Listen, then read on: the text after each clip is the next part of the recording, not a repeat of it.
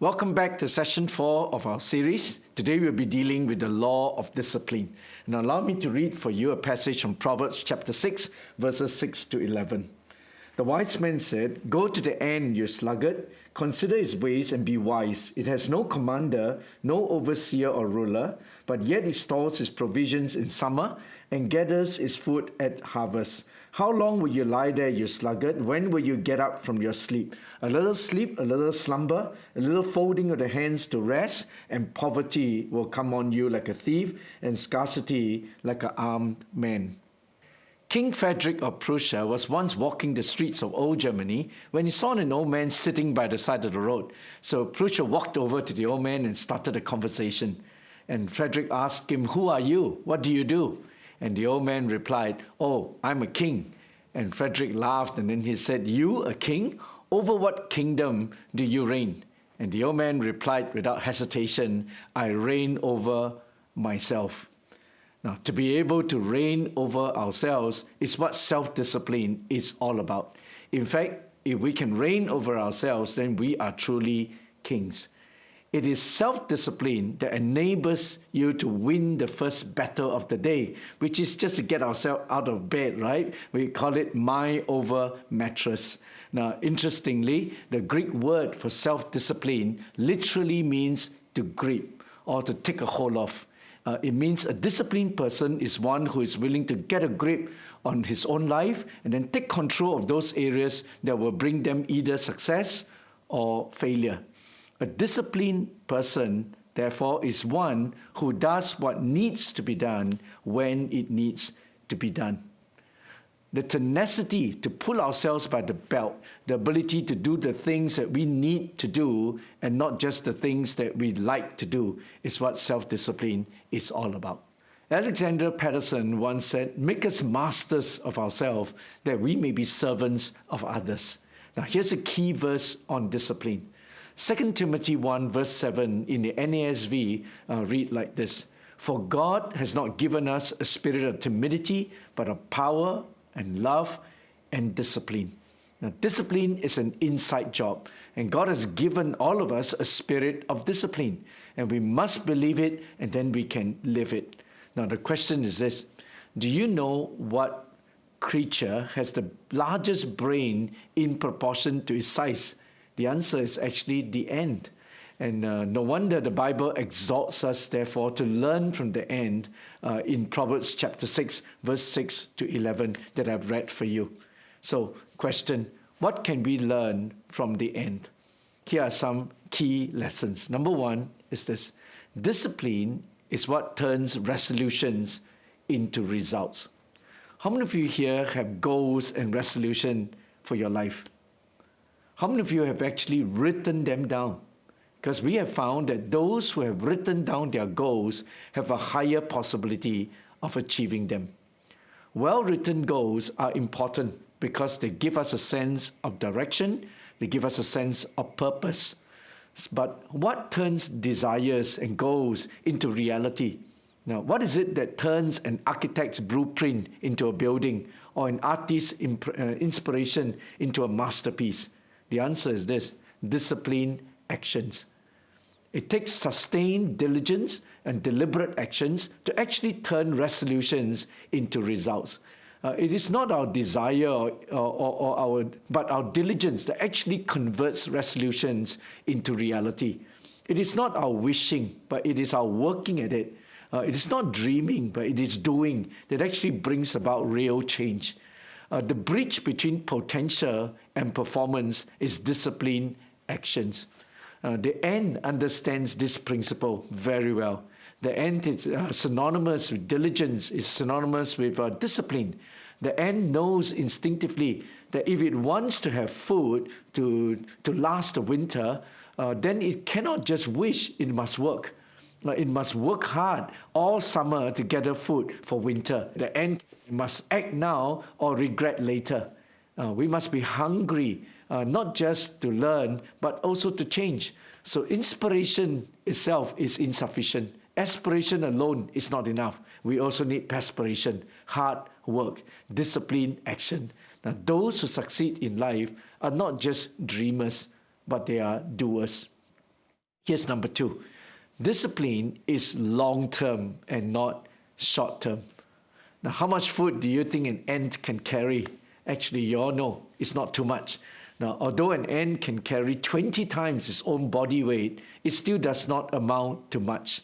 Definitely not enough to last a winter. But the ant is wise enough to know that it will not have enough for winter unless he is able to repeat that trip again and again and again.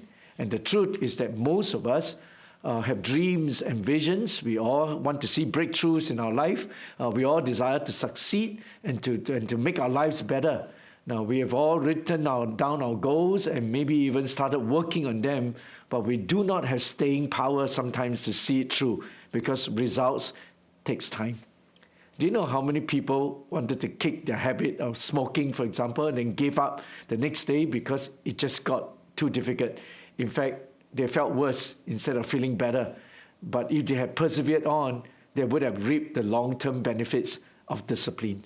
One kind word or one good action may not be much, but accumulated over time, it will result in great relationships at home, great relationships at work. 20 minutes of exercise a day may not be a lot, but the accumulated effect of it over time literally change your shape. It can even save your life. One phone call, one act of good service may be nothing, but the accumulated effect of this will make your prospects, will make your clients, and it'll make your business successful. And ladies and gentlemen, it is a disciplined, consistent actions day by day, week by week, month by month that brings long-term success. So here's a principle of life I've learned.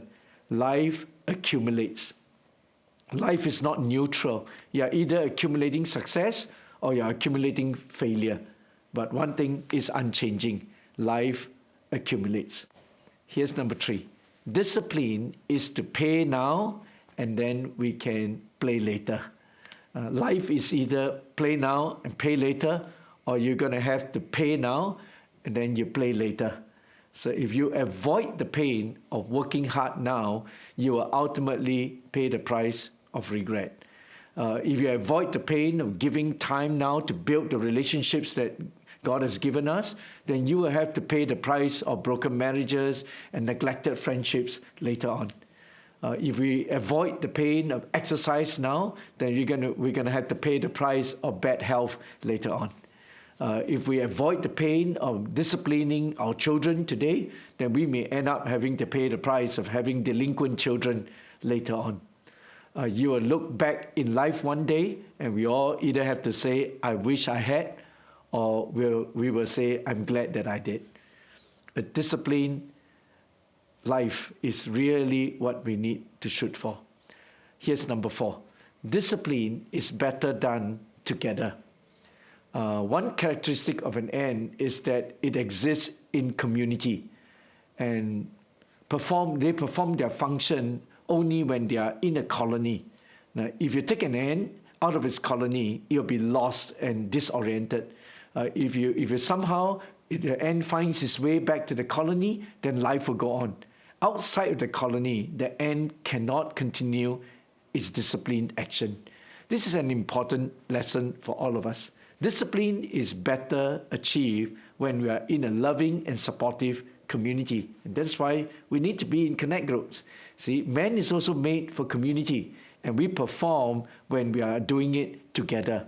We have all tried to achieve discipline without accountability, and we realize that it does not really work. Now, we just do things better when we are in community. As I look across this room today, do you know what I see? I see a lot of untapped potential all around us. Now, God has a wonderful plan for each one of us, and each of us have so much to offer. Now, all that is needed is discipline. So let's develop the virtue of discipline, and then we can live life to its fullest. So, where can we begin? I think a small plan can make a huge difference. So let me give you some ideas. Number 1, why don't we list at least 3 areas in your business or in your work or in your ministry that lacks discipline? List them down.